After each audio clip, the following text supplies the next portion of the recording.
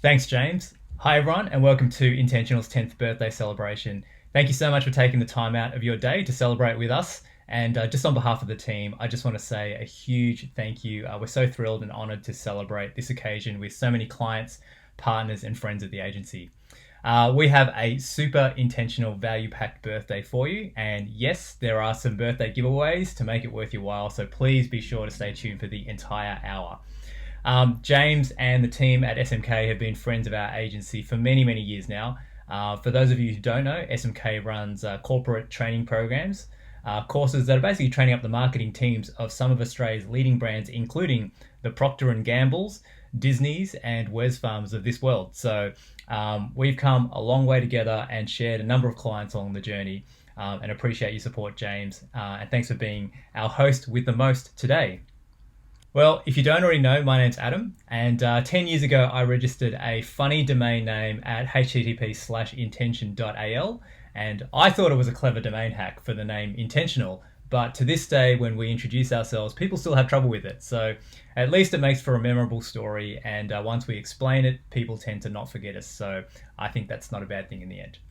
But of course, not only did I register a funny domain name, but I also started an agency, and today we get to celebrate 10 years of that agency.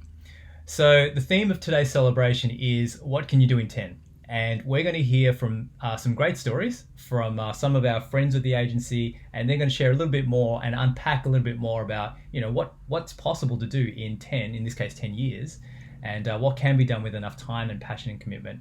So later on we're going to be hearing from Daniel Flynn of Thankyou and Maria Montes, again, both amazing friends of our agency and both amazing stories that they're going to share.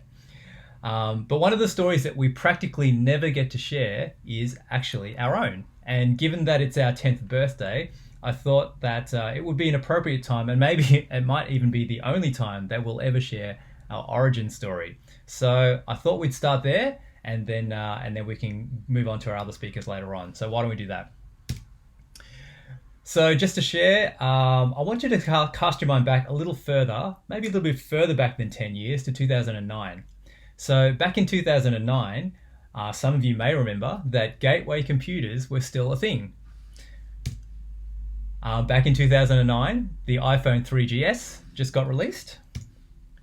Back in 2009, Google AdWords, or at least AdWords search, looked like this.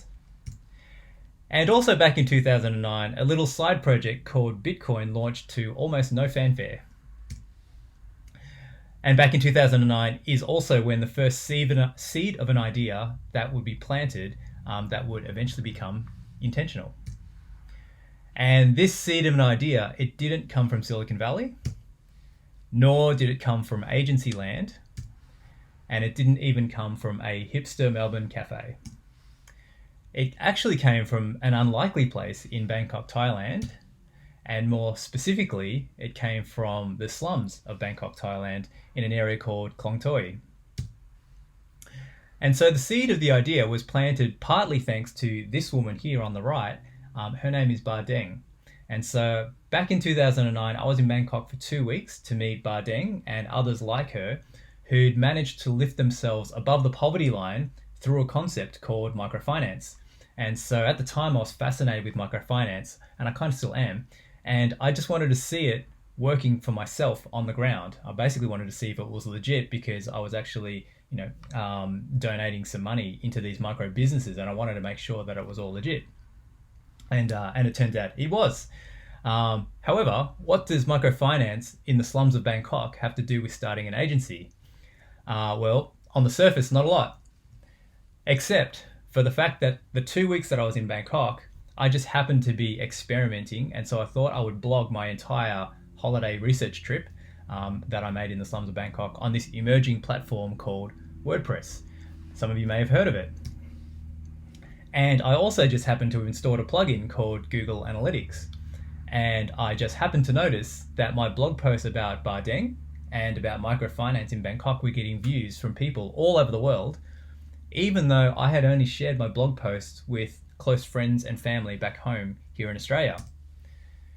And so I realized I'd ranked number 1 in Google for all these terms around microfinance, via what I then would then know to become organic SEO.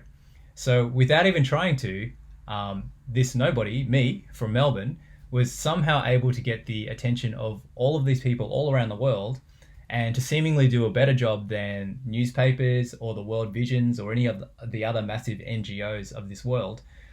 And so really this trip, it became real for me, that the internet had really just leveled the playing field. So as I reflected on this, I caught the first seed of an idea that would follow me for more than a decade. And that's that digital and the web really empowers anybody, anywhere, with a platform to be able to create change. And so on this 2-week trip, as I blogged each day and as I watched as more and more people read my daily blog posts, I realized that I had stumbled upon a whole new digital world that was emerging that I could see myself giving my all to. But the question was how? I still had a job and I still had to pay the bills and all of that. But how could I transition from what I was doing into this new digital world that was unfolding? And so when I came back to Australia, I started chasing this idea down. And I started going to conferences and meetups in my spare time, trying to meet and talk to anyone in the industry who would listen. And don't forget, in 2009, there weren't a lot of digital marketing experts to go around, so the list was very short. I started following and learning from many, I guess you would call them influencers today, but back in the day there weren't very many, but I at least started following and learning from this guy, Darren ProBlogger Rouse. And I even managed to pick his brains over lunch one day, and he gave me some advice. He basically said, don't quit your day job to become a blogger. Funnily enough, Darren Rouse is actually my neighbor. He lives around the corner from me, so I still see him from time to time. And somehow I was also lucky enough, in my chasing down people and ideas, I managed to make a connection and find myself a mentor in the form of Perry Marshall, who we heard from at the start of this call and who James also mentioned. As James also alluded to, Perry was pretty much the world's first Google AdWords influencer, and literally wrote the book on it, which you can still order on Amazon today. Basically, back in the day, there weren't that many people to learn from, and even Google's own documentation was horrific. So back in the day, if you didn't learn from Perry, you probably learned from somebody who learned from Perry. And so before I actually go on any further, I'm just going to pause here and say a massive, massive thank you to Perry Marshall. Perry, I don't know if you're able to make it on the call today. I know that the time difference between here and Chicago is a bit challenging. But if you are, and even if you're not, I just want to say a massive thank you to you, because we as an agency are really standing on your shoulders. So thanks for the kickstart that you gave us, and especially in the early days, all of those open doors that you provided to us to help us get going. We're greatly appreciated. So we owe you a lot. So thanks a lot, Perry. So just continuing our origin story, armed with an idea, a moleskin, a laptop, and some newfound blogging skills from ProBlogger and AdWords skills from Perry Marshall, I took the leap of faith, and against ProBlogger's advice, I quit my job. And I ended up starting freelancing solo as basically a digital jack of all trades. Basically, whatever anyone will pay me for in digital, I would do. And so I did that for a few months, and I managed to get a few small clients from my own personal network here and there.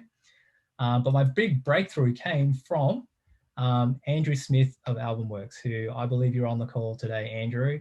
And AlbumWorks was my first, official client outside of my personal network. And so a huge shout out to you, Andrew. So thank you for being the first, external party who trusted me to be able to be doing some digital marketing for you.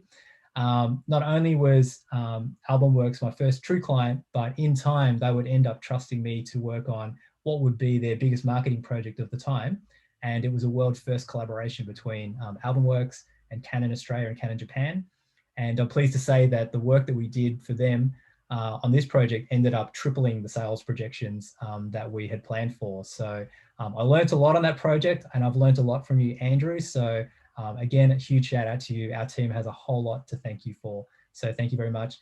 I'm also proud to say that not only are AlbumWorks our first official client, but they are still a client of ours today, more than 10 years later. But even how much fun it was working with AlbumWorks and with Canon, I came to my first major crossroads as a full service freelancer. And that was that after many months, I realized that being a digital jack of all trades and trying to guarantee a quality of service across all of these different areas was basically impossible as a freelancer. You know, even in 2010, by this time, every area of digital was growing at an exponential rate, and I just couldn't keep up. Basically, every day at the office felt like this. So at this point, I'd proven to myself, and this is around 2010, I'd proven to myself that the leap of faith that I took to quit my job to go full-time into digital, it could at least put food on the table and a roof over my head, but I couldn't see how to grow without burning out. So it was a really tough position to be in, but I realized I had to take 2 steps back in order to take any steps forward. And so in the words of one of my heroes, Dieter Rams, I had to do less, but better. And so the only way forward out of all of these different possibilities was to say no to all of these other distractions and just do one thing well. And I realized that from the short history I'd already had working with all these clients, that the one thing that really leaned on all of my strengths and also showed the greatest return for my clients turned out to be paid digital advertising. So with that, a new agency in 2011, Intentional, was born. And with the premise to not be full service and to only do one thing well, which was the paid digital advertising side of things. And so not only would the agency do one thing well, but what we would do was we would eventually build out a team of experts where each person on the team would also do one thing well. So in the beginning, that was pretty much just search. But then as the years went on, and as James mentioned earlier, we started building out display capabilities, shopping, YouTube ads, Facebook ads, and the list is going to keep growing. Malcolm Gladwell is famous for saying that 10,000 hours is the amount of time needed for mastery.